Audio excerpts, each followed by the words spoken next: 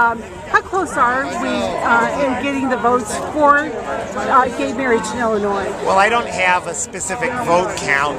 I think the most important thing is that here in Illinois, we now have a solid majority of people are in favor of equal marriage rights. And this is an equal rights battle. That's the important thing to remember, that those who say that they're against it are basically saying that they're against equal rights for an entire group of people, and I think the message is that if you're against equal rights for an entire group of people, that's bigotry. And there's no simple, no complex way you need to put it.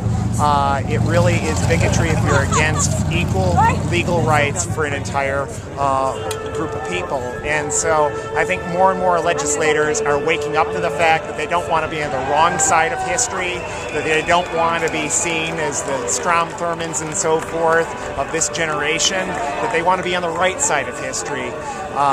So I think that's the message today. What are your thoughts about the Supreme Court's decisions? Do you have an idea expecting what they'll come up with on there at the Supreme Court? There's three basic positions they could take. One, they could rule entirely against us, which is probably unlikely because Supreme Courts typically don't want to be on the wrong side of history, though they frequently have been. But they don't want to be on the wrong side of public opinion.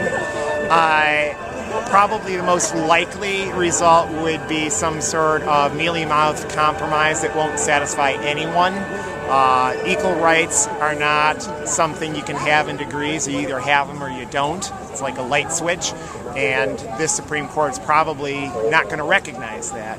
The last thing that we could hope for out of this court is that they recognize that equal protection under the law applies to everyone, including our lesbian, gay, bisexual, and transgendered residents of this country.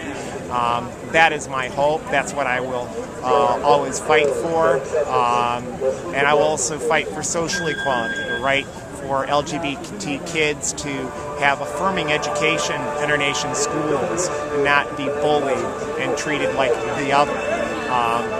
Our nation is a much better country for having recognized that Latinos and African Americans need to have their heritages valued, and it's about time our country recognized that the contributions of our LGBT citizens also be recognized in our school curriculums.